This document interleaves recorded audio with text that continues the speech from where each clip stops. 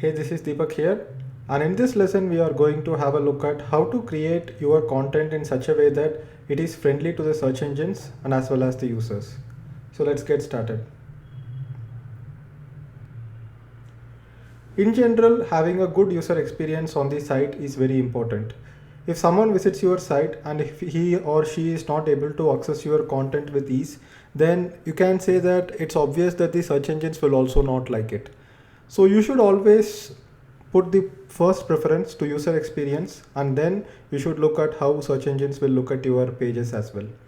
So for example, if you have a website which is loading very slow, or if you have a website which is not optimized for mobile phones, then it is very obvious that the users are not going to have a good experience.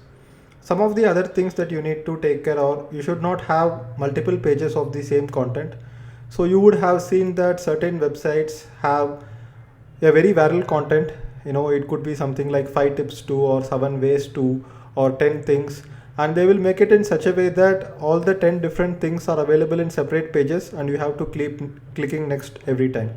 So that is not a good user experience, and many people do it to increase their ad impressions and increase their page views, to artificially kind of inflate the page views, because it's the same user, and if he's seeing an ad or not seeing an ad, it doesn't change with multiple page views.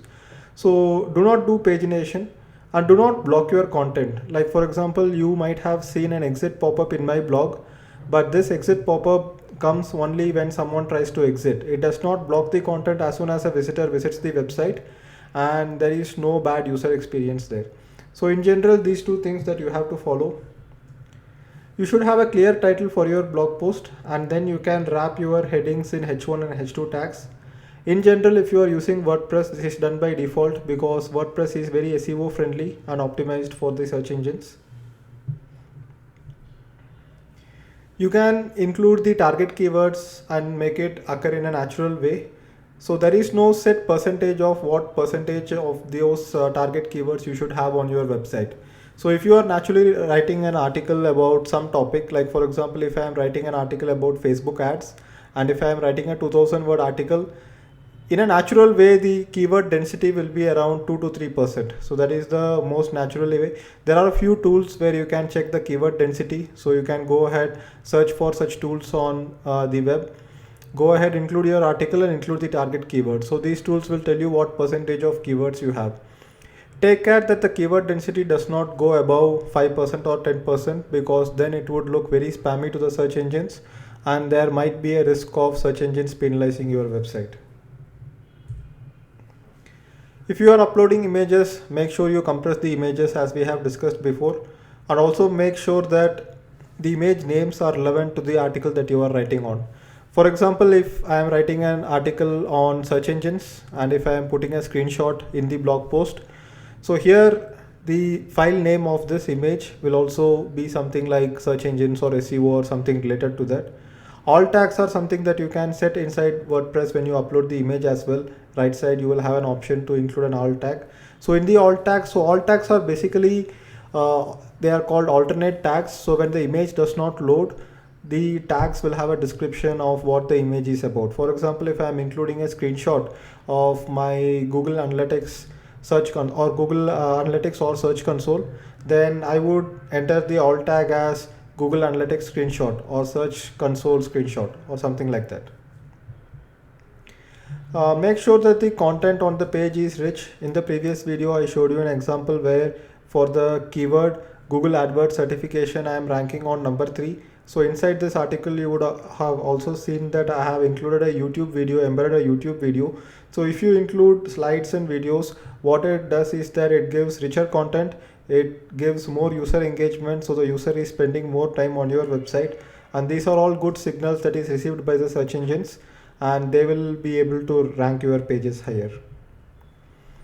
Create good engagement. Make sure that the content is in such a way that the users spend more time. You encourage the users to share it on social media, and make sure that your web page also has a low bounce rate. So if you have a very clear layout for your web page, and if users can find what they need, then users will spend more time on the site, so here the bounce rate will automatically be low.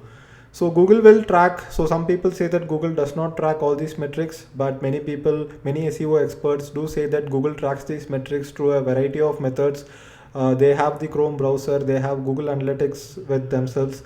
It is owned by Google, and there is also something called Google Safe Search, which is an algorithm that even Firefox and Safari use to kind of filter out the bad websites from the internet. And there are some experts who claim that Google can also track metrics like time spent on site, the behavior on the site, and things like that, even if someone is using other browser and even if they don't have Google Analytics account.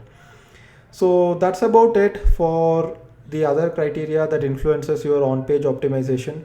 So let me have a look at my own website. I will show you one of my blog posts and discuss some of the topics that we discussed here on my page. So here I am in my blog. So what you see here is the SEO title, which is also the title which appears on the Google search result pages. And what you see here is the H1 tag title. This particular title can be different from this title, and inside WordPress settings you will be able to edit that. And then subheadings can be in the H2 tags. So here you can see that these are H2 tags and those were H1 tags. And if you have an image, make sure that the image is actually having a name which is relevant. For example, here it is opt-in chat related image, so I have made the image name as opt-in chat -questions. So the images should have the right alt tags, and also the image name also matters. So these are some of the aspects which govern on-page SEO, and obviously your page should load fast, your content should be of good quality so that people spend more time. And make sure that you do not write content trying to stuff keywords within your content. Just naturally let the article flow, and I believe that automatically the natural occurrences of the keyword will be spread throughout the article. So if opt-in chat is the keyword here, and if I search for opt-in chat, you can see that there are 11 occurrences of opt-in chat, and it's in a very natural way. So this was not intentional.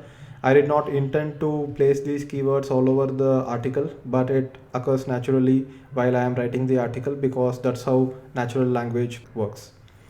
So that's about it for on-page SEO. So I will also upload a bonus video where we will discuss about how to do SEO within WordPress blogs. And in the next module, we will discuss about off-page SEO.